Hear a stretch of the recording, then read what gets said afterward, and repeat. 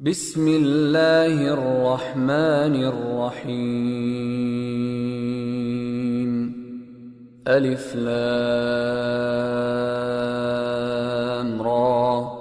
كتاب أحكمت آياته ثم فصلت من لدن حكيم خبير.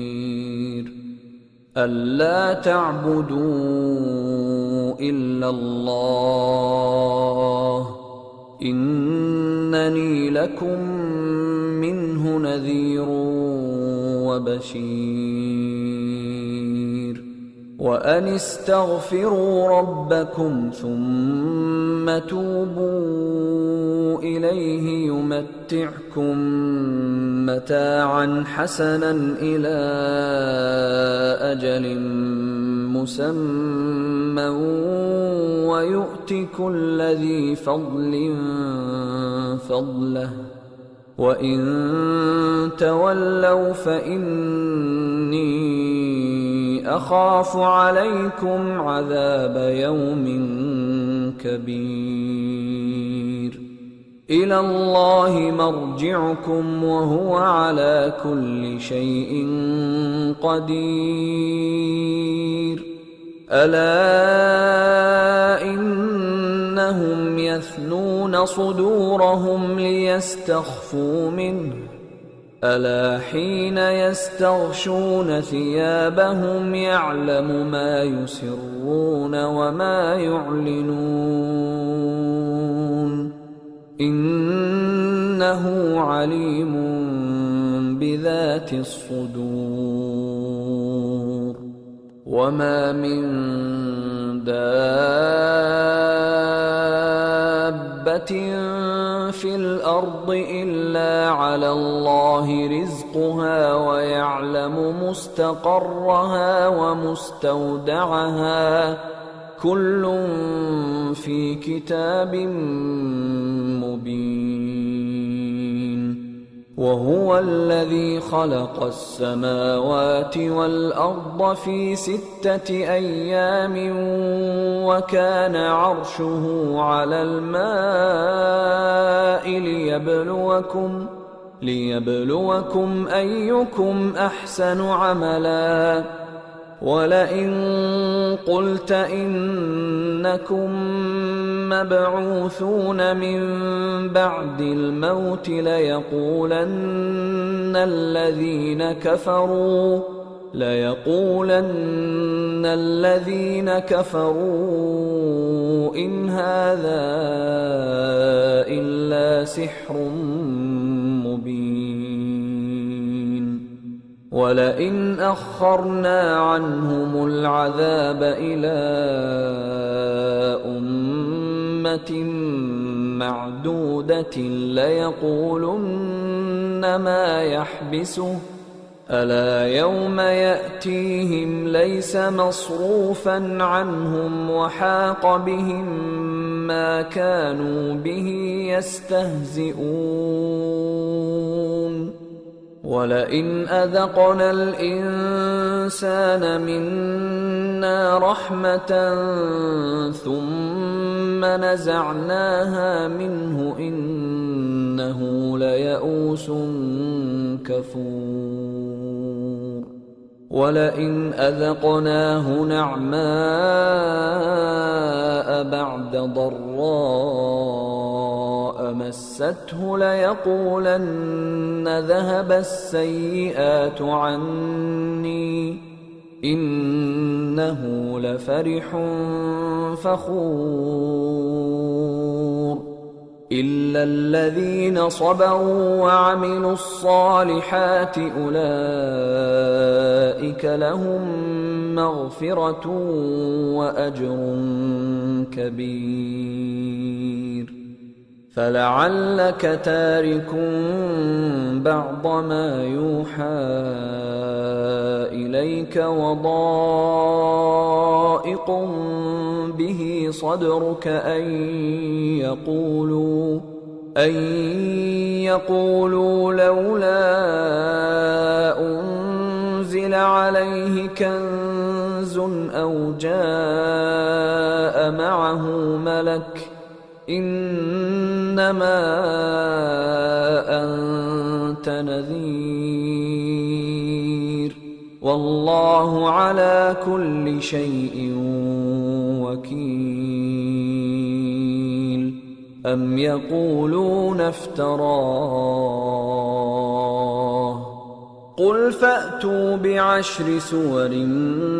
مثله مفتريات وادعوا من استطعتم من دون الله إن كنتم صادقين فإن لم يستجيبوا لكم فاعلموا أنما أنزل بعلم الله وأن لا إله إلا هو فهل أنتم مسلمون من كان يريد الحياة الدنيا وزينتها نوفِ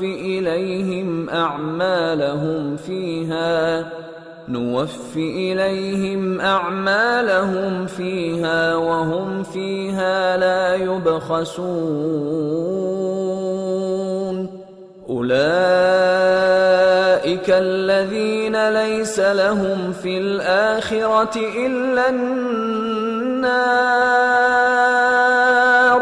وحبط ما صنعوا فيها وباطل ما كانوا يعملون أفمن كان على بينة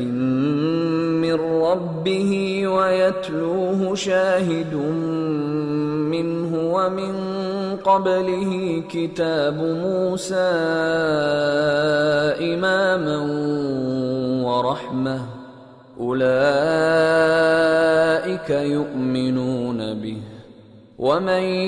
يكفر به من الأحزاب فالنار موعده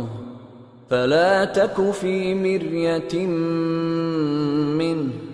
إنه الحق من ربك ولكن أكثر الناس لا يؤمنون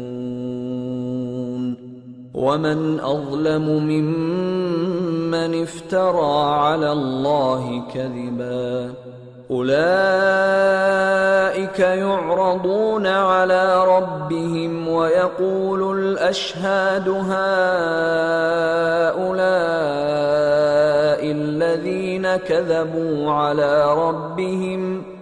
ألا لعنة الله على الظالمين الذين يصدون عن سبيل الله ويبغونها عوجا وهم بالآخرة هم كافرون أولئك لم يكونوا معجزين في الأرض وما كان لهم من دون الله من أولياء يضاعف لهم العذاب ما كانوا يستطيعون السمع وما كانوا يبصرون أولئك الذين خسروا أنفسهم وضل عنهم ما كانوا يفترون لا جرم أنهم في الآخرة هم الأخسرون إن الذين آمنوا وعملوا الصالحات وأخبتوا إلى ربهم أولئك أصحاب الجنة هم فيها خالدون مثل الفريقين كالأعمى والأصم والبصير والسميع هل يستويان مثلا أفلا تذكرون ولقد أرسلنا نوحا إلى قومه إني لكم نذير مبين ألا تعبدوا إلا الله إني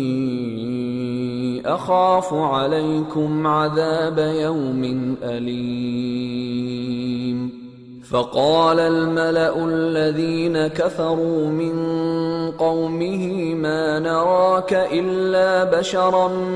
مثلنا وما نراك اتبعك إلا الذين هم أراذلنا بادي الرأي وما نرى لكم علينا من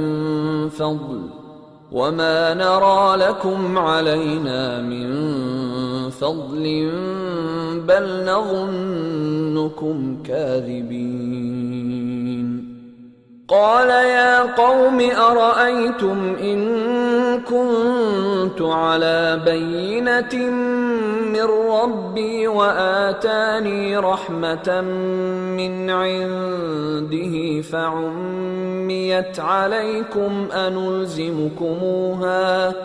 فعميت عليكم أنلزمكموها وأنتم لها كارهون ويا قوم لا أسألكم عليه مالا إن أجري إلا على الله وما أنا بطارد الذين آمنوا إنهم ملاقو ربهم ولكني أراكم قوما تجهلون ويا قوم من ينصرني من الله إن طردتهم أفلا تذكرون ولا أقول لكم عندي خزائن الله ولا أعلم الغيب ولا أقول إني ملك ولا أقول للذين تزدري أعينكم لن يؤتيهم الله خيرا الله أعلم بما في أنفسهم إني إذا لمن الظالمين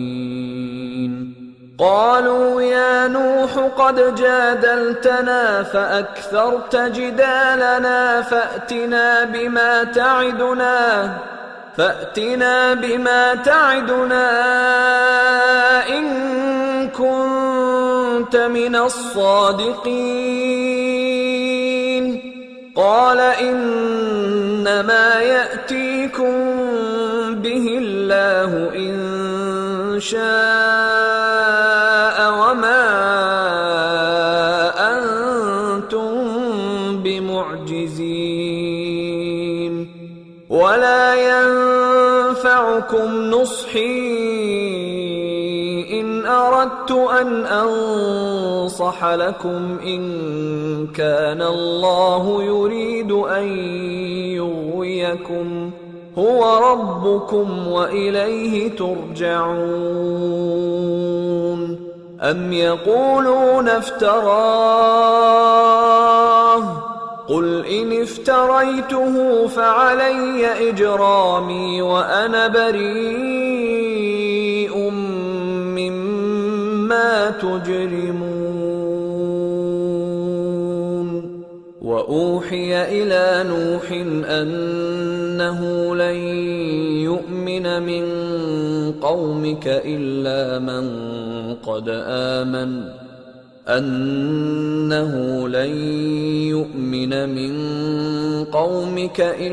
من قد آمن فلا تبتئس بما كانوا يفعلون واصنع الفلك بأعيننا ووحينا ولا تخاطبني في الذين ظلموا إنهم مغرقون ويصنع الفلك وكلما مر عليه ملأ من قومه سخروا منه قال إن تسخروا منا فإنا نسخر منكم كما تسخرون فسوف تعلمون من يأتيه عذاب يخزيه ويحل عليه عذاب مقيم حتى إذا جاء أمرنا وفارت النور قل نحمل فيها من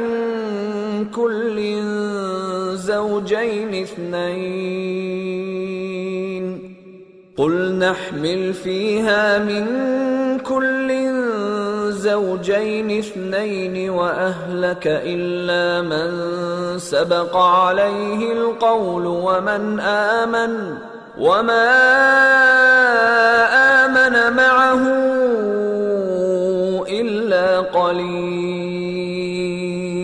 وقال اركبوا فيها بسم الله مجريها ومرساها إن ربي لغفور رحيم وهي تجري بهم في موج كالجبال ونادى نوح ابنه وكان في معزل يا بني اركب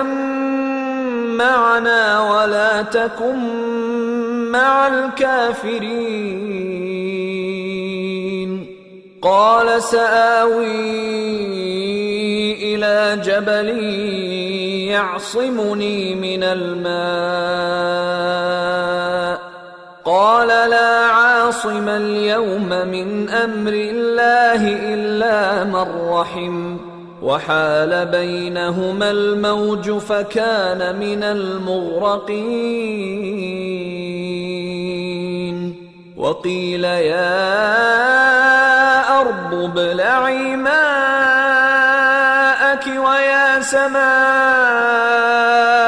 أقلعي وغيض الماء وقضي الأمر واستوت على الجودي وقيل بعدا للقوم الظالمين ونادى نوح ربه فقال رب إن ابني من أهلي وإن وعدك الحق وأنت أحكم الحاكمين قال يا نوح إنه ليس من أهلك إنه عمل غير صالح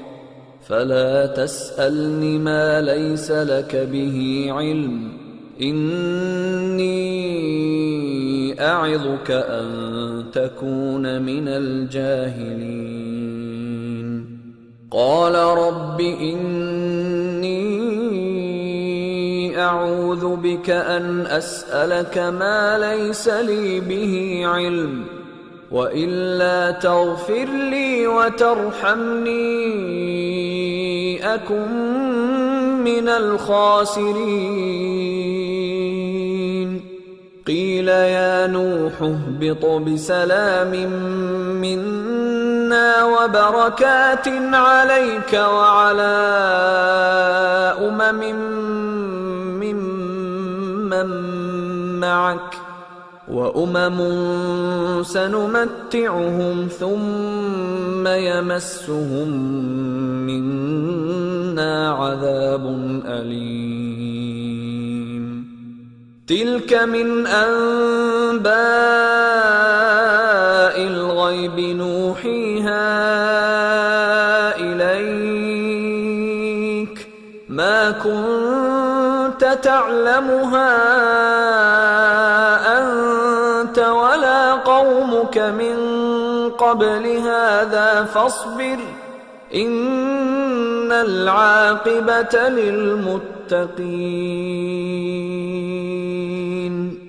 وإلى عاد أخاهم هودا قال يا قوم اعبدوا الله ما لكم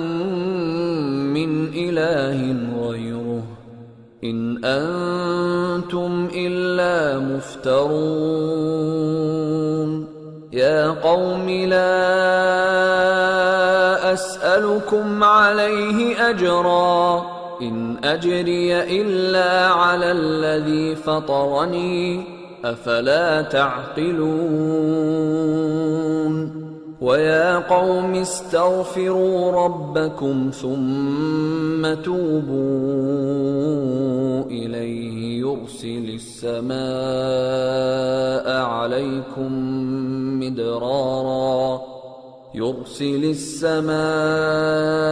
عليكم مدرارا ويزدكم قوة إلى قوتكم ولا تتولوا مجرمين. قالوا يا هود ما جئتنا ببينة وما نحن بتاركي آلهتنا عن قولك وما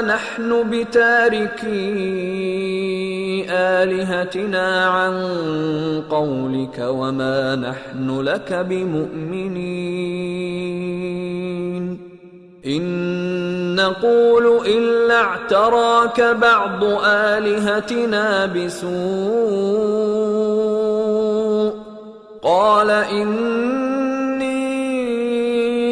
أشهد الله واشهدوا أني بريء مما تشركون من دونه فكيدوني جميعا ثم لا تنظرون. إني توكلت على الله ربي وربكم ما من دابة إلا هو آخذ بناصيتها إن ربي على صراط مستقيم. فإن تولوا فقد أبلغتكم ما أرسلت به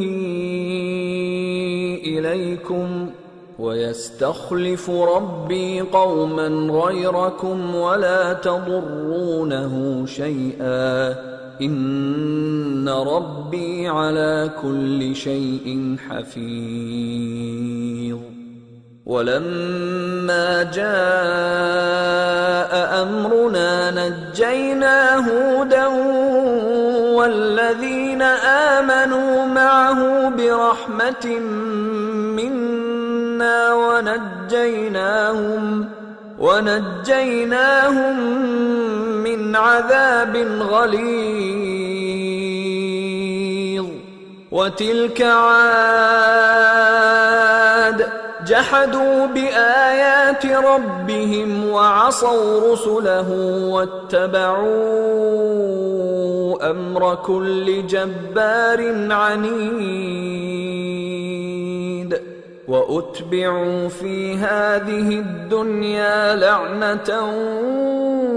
ويوم القيامة ألا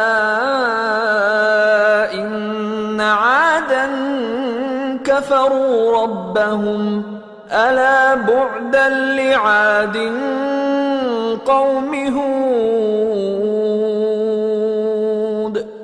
وإلى ثمود أخاهم صالحا قال يا قوم اعبدوا الله ما لكم من إله غيره هو أنشأكم من الأرض واستعمركم فيها فاستغفروه ثم توبوا إليه إن ربي قريب مجيب. قالوا يا صالح قد كنت فينا مرجوا قبل هذا أتنهانا أن نعبد ما يعبد آباؤنا وإننا لفي شك مما تدعونا إليه مريب. قال يا قوم أرأيتم إن كنت على بينة من ربي وآتاني منه رحمة فمن ينصرني من الله إن عصيته فما تزيدونني غير تخسير. ويا قوم هذه ناقة الله لكم آية فذروها تأكل في أرض الله ولا تمسوها بسوء فيأخذكم عذاب قريب. فعقروها فقال تمتعوا في داركم 3 أيام ذلك وعد غير مكذوب. فلما جاء أمرنا نجينا صالحا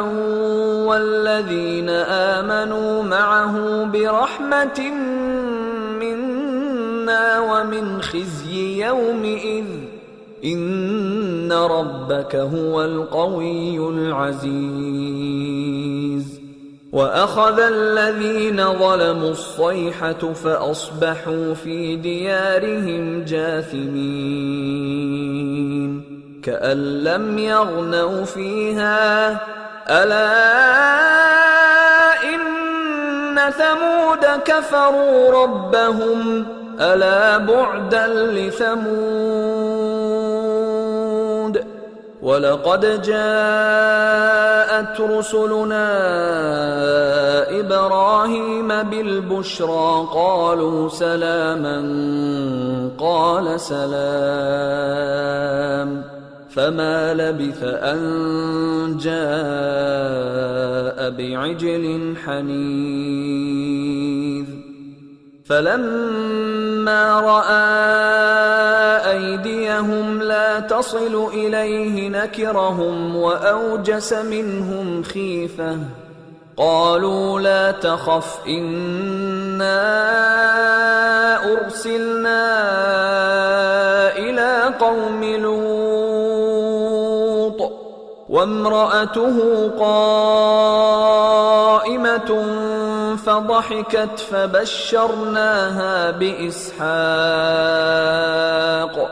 فبشرناها بإسحاق ومن وراء إسحاق يعقوب. قالت يا ويلتى أألد وأنا عجوز وهذا بعلي شيخا إن هذا لشيء عجيب. قالوا أتعجبين من أمر الله رحمة الله وبركاته عليكم أهل البيت إنه حميد مجيد. فلما ذهب عن إبراهيم الروع وجاءته البشرى يجادلنا في قوم لوط إن إبراهيم لحليم أواه منيب. يا إبراهيم أعرض عن هذا إنه قد جاء أمر ربك وإنهم آتيهم عذاب غير مردود ولما جاءت رسلنا لوطا سيء بهم وضاق بهم ذرعا وقال هذا يوم عصيب وجاءه قومه يهرعون إليه ومن قبل كانوا يعملون السيئات قال يا قوم هؤلاء بناتي هن أطهر لكم فاتقوا الله ولا تخزون في ضيفي أليس منكم رجل رشيد قالوا لقد علمت ما لنا في بناتك من حق وإنك لتعلم ما نريد قال لو أن لي بكم قوة أو آوي إلى ركن شديد قالوا يا لوط إنا رسل ربك لن يصلوا إليك فأسر بأهلك بقطع من الليل ولا يلتفت منكم أحد إلا امرأتك إنه مصيبها ما أصابهم إن موعدهم الصبح أليس الصبح بقريب فلما جاء أمرنا جعلنا عاليها سافلها وأمطرنا عليها حجارة من سجيل منضود مسومة عند ربك وما هي من الظالمين ببعيد وإلى مدين أخاهم شعيبا قال يا قوم اعبدوا الله ما لكم من إله غيره ولا تنقصوا المكيال والميزان إني أراكم بخير وإني أخاف عليكم عذاب يوم محيط ويا قوم أوفوا المكيال والميزان بالقسط ولا تبخسوا الناس أشياءهم ولا تعثوا في الأرض مفسدين بقية الله خير لكم إن كنتم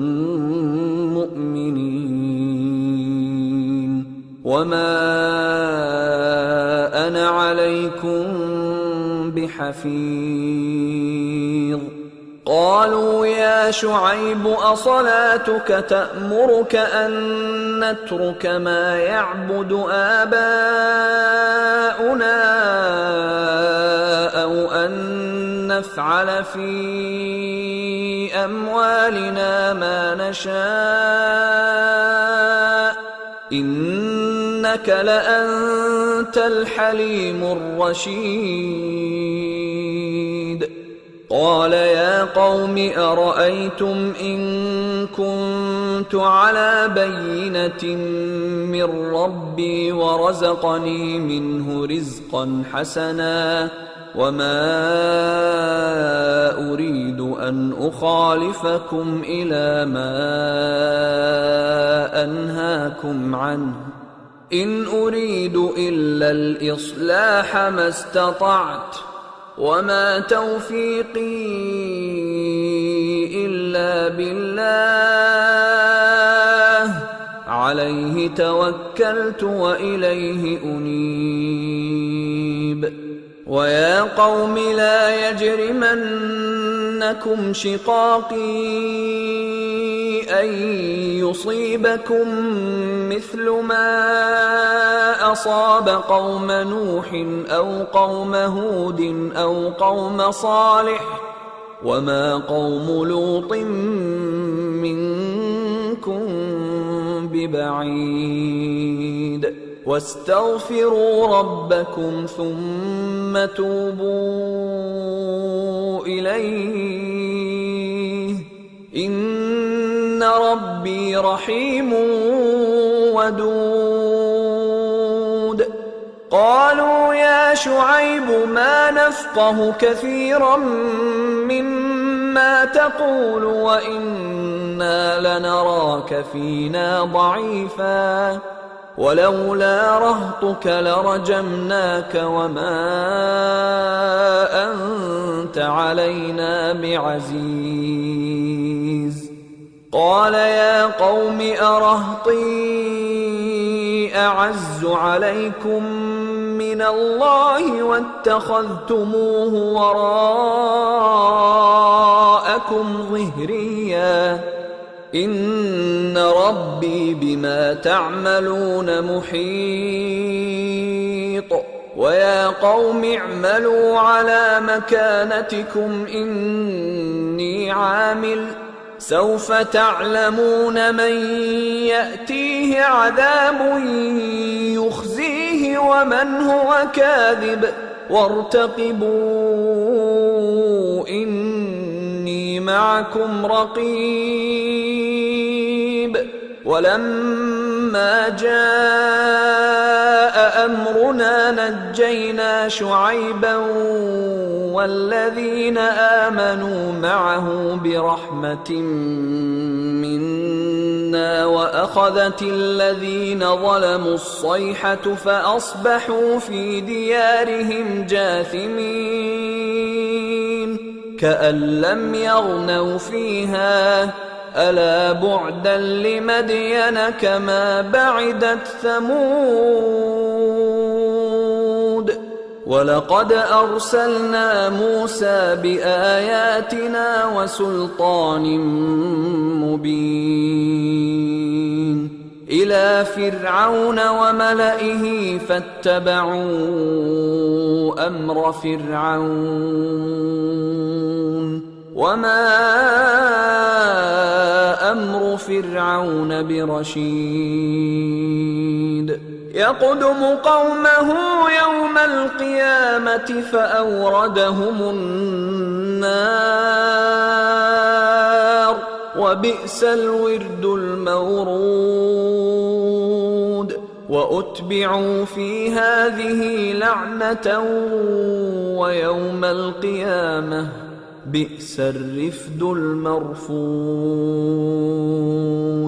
ذلك من أنباء القرى نقصه عليك منها قائم وحصيد وما ظلمناهم ولكن ظلموا أنفسهم فما أغنت عنهم آلهتهم التي يدعون من دون الله من شيء لما جاء أمر ربك وما زادوهم غير تتبيب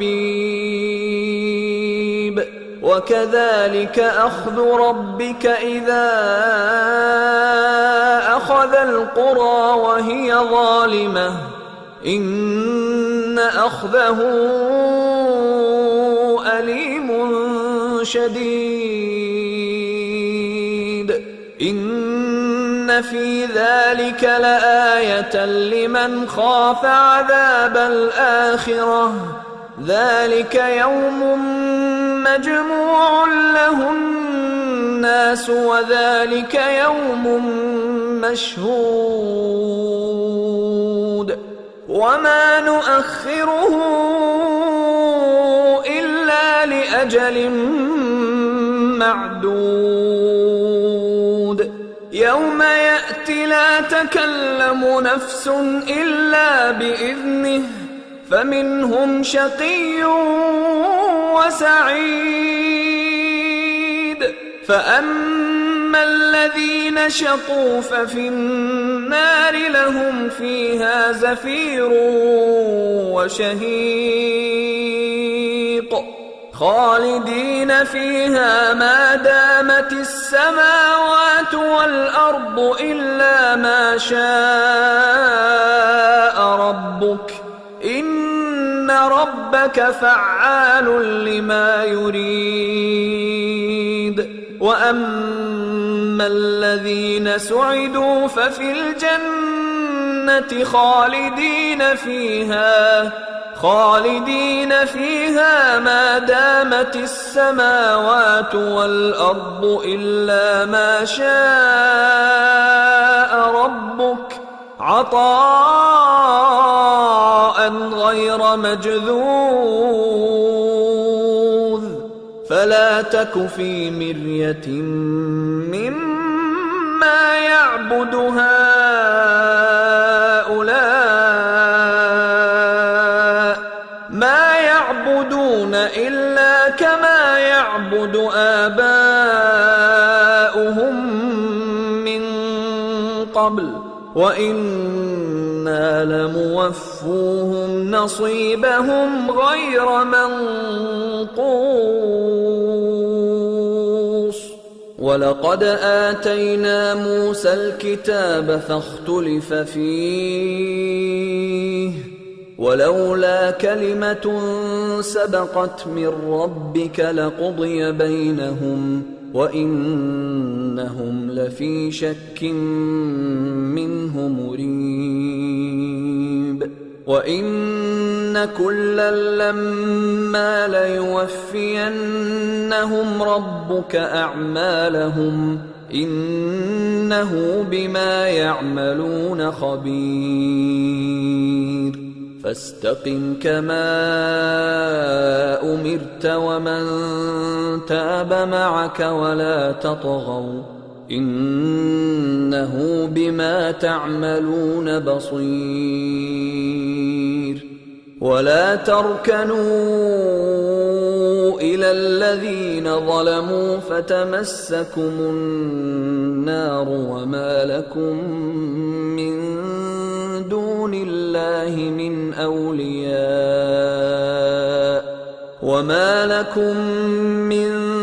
دون الله من أولياء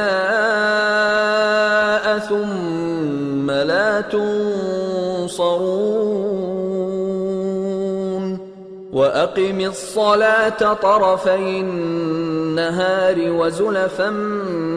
من الليل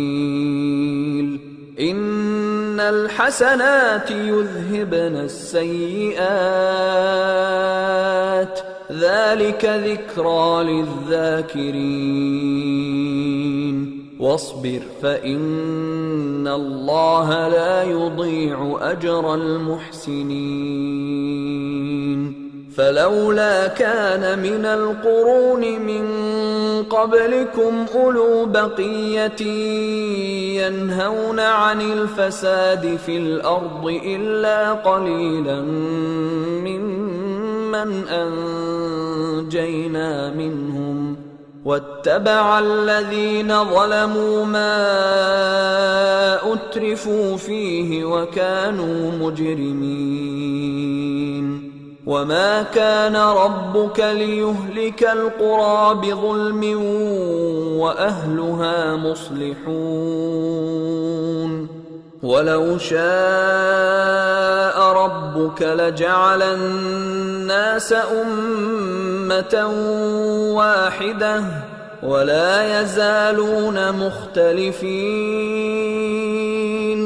إلا من رحم ربك ولذلك خلقهم وتمت كلمة ربك لأملأن جهنم من الجنة والناس أجمعين وكلا نقص عليك من أنباء الرسل ما نثبت به فؤادك وجاءك في هذه الحق وموعظة وذكرى للمؤمنين وقل للذين لا يؤمنون اعملوا على مكانتكم إنا عاملون